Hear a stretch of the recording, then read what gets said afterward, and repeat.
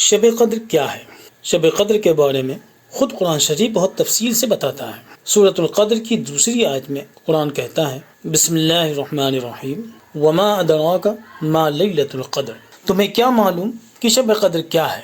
پھر خود ہی اس کی وضاحت کرتا ہے، لیلۃ القدر خیر من الف شہر، شب قدر 1000 مہینوں سے بہتر ہے۔ مطلب یہ کہ اس رات کا نیک عمل، اس دن کا روزہ، اس رات کی نماز عام دنوں کے 1000 مہینوں کے روزے اور نماز کے برابر ہے۔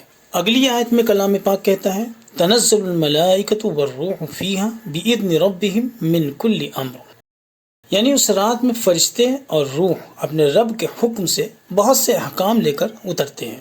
اس کی تفسیر میں علماء لکھتے ہیں کہ ویسے تو فرشتے عام راتوں میں بھی آتے ہیں، لیکن اس رات میں برکت کی زیادتی کی وجہ سے فرشتے بہت کثرت سے نازل ہوتے ہیں، اور یہاں روح سے مراد حضرت جبرائیل علیہ السلام ہے، جو خصوصی طور پر اس رات میں روزے داروں کے پاس آتے ہیں۔ پھر آخری آیت میں کلام پاک کہتا ہے سلام ہی حتی مطلع الفجر، قدر کی یہ رات فجر طلوع ہونے تک سراسر سلامتی ہے۔ اس کی تفسیر میں علماء بیان کرتے ہیں کہ یہ خیر و برکت والی رات ہے جس میں شیطان نہ تو برائی کر سکتا ہے اور نہ ایدہ پہنچا سکتا ہے۔ حضرت قتادہ رحمۃ اللہ علیہ فرماتے ہیں کہ اس رات میں تمام کاموں کا فیصلہ کیا جاتا ہے، عمر اور رزق مقدر کیا جاتا ہے۔ کلام پاک میں ہی اللہ تعالیٰ ایک دوسری جگہ فرماتے ہیں کہ اسی رات میں ہر حکمت والے کام کا فیصلہ کر دیا جاتا ہے۔ امام شعبی رحمۃ اللہ علیہ نے اس کی تفسیر میں فرمایا کہ اس رات میں فرشتے مسجد والوں پر صبح تک سلام بھیجتے رہتے ہیں۔ شب قدر کی پہچان، مسند احمد میں روایت ہے کہ رسول اللہ صلی اللہ علیہ وسلم نے فرمایا لیلۃ القدر رمضان کی آخری 10 راتوں میں ہے، جو ان میں طلب ثواب کی نیت سے قیام کرے، یعنی جاگ کر نماز پڑھے، تو اللہ تعالیٰ اس کے اگلے اور پچھلے گناہ معاف فرما دیتا ہے۔ یہ رات اکائی کی ہے، یعنی اور یونٹ، جیسے 21ویں یا 23ویں یا 25ویں یا 27ویں یا آخری شب۔ جناب نبی کریم صلی اللہ علیہ وسلم نے فرمایا یہ رات جب آتی ہے تو بالکل صاف اور ایسی روشن ہوتی ہے کہ گویا چاند چڑھا ہوا ہے۔ اس میں سکون اور دل جمعی ہوتی ہے، نہ زیادہ سرد ہوتی ہے اور نہ ہی زیادہ گرم۔ صبح تک ستارے نہیں جھڑتے۔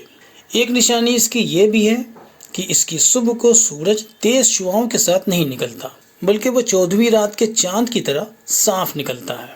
اس دن اس کے ساتھ شیطان بھی نہیں نکلتا۔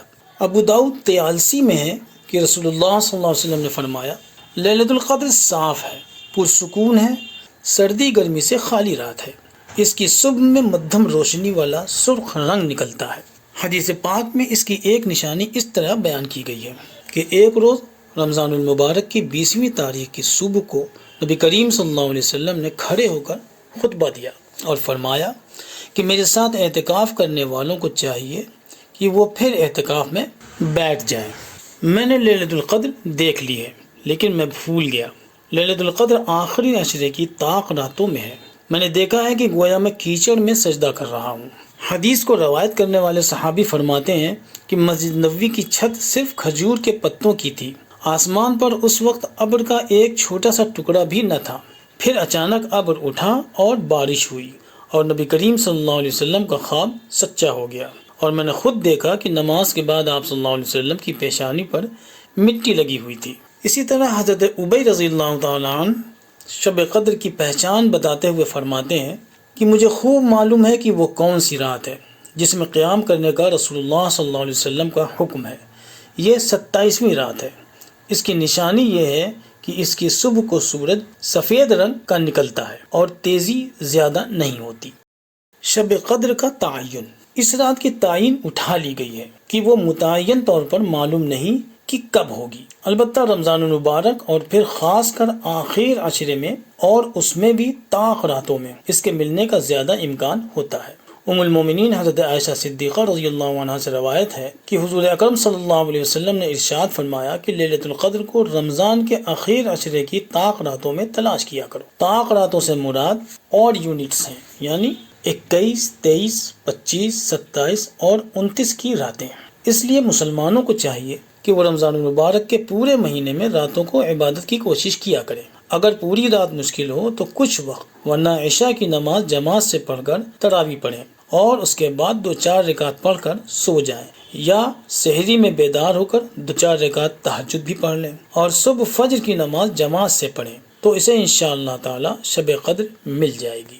باقی رہے شب قدر کے اعمال، تو اس بارے میں حضرت عائشہ صدیقہ رضی اللہ عنہا ہی سے روایت ہے کہ انہوں نے رسول اللہ صلی اللہ علیہ وسلم سے پوچھا کہ اے اللہ کے رسول، اگر مجھے شب قدر کا پتہ چل جائے تو کیا دعا مانگوں؟ حضور اقدس صلی اللہ علیہ وسلم نے فرمایا، کہو اللہم انک عفو تحب العفو فاعف عنی، یعنی اے اللہ تو بے شک معاف کرنے والا ہے اور پسند کرتا ہے معاف کرنے کو، بس معاف فرما دے مجھے بھی۔ جناب نبی کریم صلی اللہ علیہ وسلم نے فرمایا، جو شخص لیلۃ القدر کا قیام ایمانداری اور نیک نیتی سے کرے اس کے تمام گزشتہ گناہ معاف کر دیے جاتے ہیں۔ ہر حال میں شب قدر کسے ملے گی؟ شب قدر کی تعین اٹھانے کی ایک حکمت علماء نے یہ لکھی ہے کہ مختلف راتوں میں زیادہ سے زیادہ اعمال کی ترغیب مقصود ہے تاکہ امت مختلف طاق راتوں میں خوب عبادت کرے، ایسا نہ ہو کہ صرف ایک رات میں مخصوص وقت مخصوص عبادت کر لے۔ حضرت عائشہ صدیقہ رضی اللہ عنہا نے نبی کریم صلی اللہ علیہ وسلم کا معمول بیان فرمایا ہے کہ آخر عشرہ داخل ہوتا تو آپ صلی اللہ علیہ وسلم خود بھی اس کی راتیں جاگتے تھے اور اپنے گھر والوں کو بھی جگاتے تھے اور کمر کس لیا کرتے تھے، یعنی عبادت کے لیے خوب مستعد ہو جاتے تھے، اور فرماتی ہیں کہ آپ صلی اللہ علیہ وسلم رمضان المبارک کے آخر عشرے میں جتنی محنت فرماتے تھے اتنی محنت اور دنوں میں نہیں فرماتے۔ لہذا امتی کو چاہیے کہ وہ تمام طاق راتوں میں فرائض کی ادائیگی کے ساتھ نفل نماز، تلاوت، درود شریف، دعاؤں اور دیگر اذکار کا خوب اہتمام کریں۔ اس رات کا کوئی خاص عمل نہیں ہے، بہتر یہ ہے کہ تھوڑے تھوڑے سبھی اعمال کرتے رہیں، اس طرح ہر قسم کے اعمال کا ثواب بھی حاصل ہو جائے گا، اور اللہ تبارک و تعالیٰ کے فضل سے امید ہے کہ اسے شب قدر بھی حاصل ہو جائے گی۔ ظاہر ہے کہ جب وہ تمام راتوں میں جاگے گا تو انہی میں سے کوئی نہ کوئی ایک رات شب قدر ہوگی اور اس جاگنے کے صلے میں اسے وہ حاصل ہو جائے گی انشاءاللہ یقینی طور پر۔ وما توفیقی الا باللہ واللہ الموفق للصواب والمستعان۔